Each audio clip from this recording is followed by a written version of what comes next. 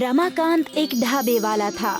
उसका ढाबा हाईवे पर था, इसलिए अक्सर वहाँ ग्राहकों की भीड़ लगी रहती थी। भाई एक छोले पूरी, एक पुलाव और एक दाल खिचड़ी, पर जल्दी करना। आप बैठिए, अभी भेजता हूँ। रमाकांत देर तक अपने ढाबे पर काम किया करता था और देर रात जब वो घर लौटता तो उसकी बेटी नीलिमा उसका इंतजार कर रही होती थी। तू सोई नहीं अब तक? आज तक कभी ऐसा नहीं हुआ है कि आपको खाना खिलाए बगैर मैं सो जाऊं। अब तक तो नहीं, पर आगे हो सकता है। और वो क्यों भला? क्योंकि मैंने तेरी शादी के लिए रिश्ता ढूंढ लिया है। क्या पापा, मुझे नहीं करनी शादी वादी। सभी लड़कियां ऐसे ही बोलती हैं और फिर अपने ससुराल जाने के बाद अपने माँ पापा को भूल जाया करती हैं। करती होंगी, पर मैं उन लड़कियों जैसी नहीं हूँ। पापा, क्या आप कोई ऐसा लड़का नहीं ढूंढ सकते जो यहाँ हमारे साथ आकर रहे? घर जमाई चाहिए तुम्हारी बेटी को। बेटा बेटी पराये घर जाए, यही नीति है और यही सही है। मतलब आप मुझे अपने आप से दूर करना चाहते हैं? बिल्कुल नहीं, पर तेरी शादी भी तो करनी ही होगी। मैं तो तेरे लिए ऐसा लड़का ढूंढ रहा हूँ जो तेरा इतना ख्याल रखे कि तुझे हम दोनों की याद भी ना आए। क्या पापा आप भी? अरे, आप दोनों का हो गया हो तो आप खाना खा लीजिए, काफी रात हो गई है। ठीक है। रमाकांत अपनी बेटी से बहुत प्यार करता था, पर ये भी सच था कि बहुत जल्दी उसकी बिटिया पराई होने वाली थी और अब रमाकांत और भी ज्यादा समय तक ढाबे पर काम करने लगा। क्या हुआ मालिक, आज इतनी देर हो गई, हमने ढाबा बंद नहीं किया। देर तो हो गई है, सोच रहा हूँ कुछ और ग्राहकों का पेट भर दूं। वैसे भी बिटिया के ब्याह के लिए पैसे बटोरने हैं। ठीक है मालिक, छोटी मालकिन की शादी बड़ी धूमधाम से करेंगे हम। बिल्कुल। रमाकांत के नौकरों ने भी उसका साथ दिया और वो लोग भी ओवर टाइम करने लगे। 1 महीने बाद नीलिमा को देखने लड़के वाले आए और उन्हें नीलिमा पसंद आ गई। 2 महीने बाद एक बहुत ही शुभ मुहूर्त है, इन दोनों की शादी के लिए अति उत्तम। ठीक है पंडित जी। सभी लोग खुश थे। नीलिमा की शादी तय हो गई थी। रमाकांत यहाँ वहाँ से पैसे जोड़ने लगा। वो नहीं चाहता था कि उसकी बेटी की शादी में कोई कमी रहे। पर एक दिन जब वो हड़बड़ी में हाईवे का रोड क्रॉस कर रहा था, तभी एक ट्रक से उसका एक्सीडेंट हो गया और वो वहीं मर गया।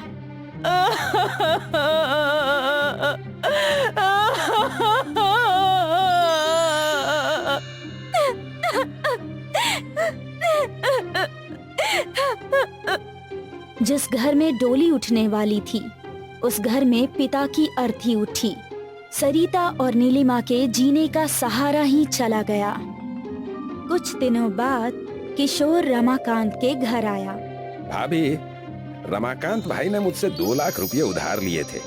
कहा था कि बिटिया की शादी है, बाद में लौटा दूंगा। अब वो तो नहीं रहे, अब मेरे पैसे कौन लौटाएगा? उन्होंने मुझे इस बारे में कुछ नहीं बताया भैया। वो सब मुझे नहीं मालूम।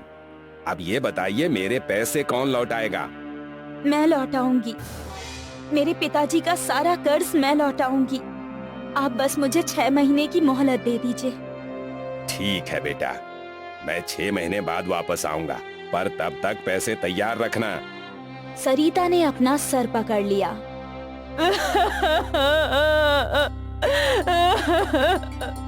माँ, तुम चिंता मत करो, सब ठीक हो जाएगा। पर ये कर्ज कैसे उतारेंगे? काम करके मैं पिताजी का ढाबा चलाऊंगी। पर बेटा, तू कैसे ये सब करेगी? कर लूंगी माँ, पिताजी है ना मेरे साथ। और अगले ही दिन नीलिमा ढाबे पर चली गई। काका, आज से मैं ढाबा संभालूंगी। ठीक है बेटा, तुम्हारे पिताजी के हम पर बहुत एहसान है, हम सब तुम्हारा साथ देंगे। आपसे यही उम्मीद थी। ढाबे पर गाड़ियां रुकने लगी और लोग खाना खाने आने लगे। नीलिमा सबका ऑर्डर और पैसे लिया करती थी। सुबह से रात तक वो ढाबा संभाल रही थी। ढाबा बंद करने के समय नीलिमा ने हिसाब जोड़ा। आज तो बस 3,000 का ही गल्ला हुआ है, जिसमें बस 1,500 का मुनाफा। ऐसा चलता रहा तो मैं किशोर काका का उधार कैसे चुकता करूंगी? हे भगवान, मेरी मदद कीजिए। अगले कई दिनों तक नीलिमा सुबह से रात तक काम करती थी, पर जो मुनाफा वो कमा रही थी वो कम ही था। वो बिल्कुल भी संतुष्ट नहीं थी। कई दिन बीत गए। एक रात सारे नौकर चले गए और नीलिमा ढाबा बंद कर रही थी।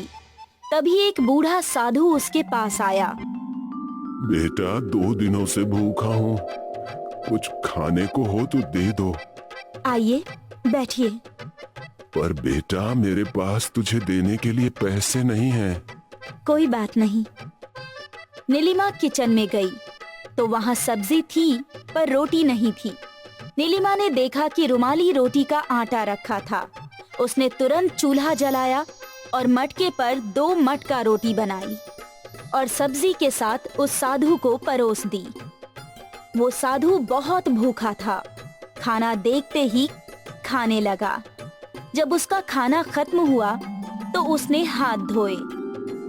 धन्यवाद बेटी, तुमने एक भूखे का पेट भरा है। भगवान तुम्हारा हमेशा भला करेंगे। मैं भगवान से तुम्हारे लिए प्रार्थना करूंगा। मेरे लिए नहीं, मेरे पिताजी के लिए प्रार्थना कीजिएगा। वो अब इस दुनिया में नहीं है। पल भर में उस साधु ने नीलिमा का अतीत जान लिया। तू बहुत ही साहसी है बेटा, और तेरे इस संघर्ष में मैं तेरी मदद करूंगा। जिस मटके पे तूने ये रोटी बनाई है, आज से वो मटका जादुई बन जाएगा। जो भी उस मटके पर बनी रोटी खाएगा, वो अपने आप को दूसरी खाने से रोक नहीं पाएगा, और तू दिन दुगनी रात चौगुनी तरक्की करेगी। नीलिमा ने उस साधु का आशीर्वाद लिया और फिर वो साधु चला गया और नीलिमा ढाबा बंद करके अपने घर चली गई। अगली सुबह नीलिमा ने ढाबा खोला और रोज की तरह ग्राहक आ गए। एक ग्राहक ने मटका रोटी ऑर्डर की। एक और मटका रोटी। उसने दूसरी भी खा ली। एक और देना। अरे भाई, तू ये तीसरी मटका रोटी मंगवा रहा है? क्या करूं, इतनी स्वादिष्ट मटका रोटी मैंने अपनी जिंदगी में कभी नहीं खाई। तू भी चक्कर देख। फिर क्या था, जिसने भी मटका रोटी खाई सब बार बार ऑर्डर करने लगे। दिन भर मटके पर रोटियां बन रही थी। रात में जब नीलिमा ने पैसे गिने तो वो हैरान थी। एक ही दिन में उसकी कमाई 10 गुना बढ़ गई थी। आज का मुनाफा 15,000।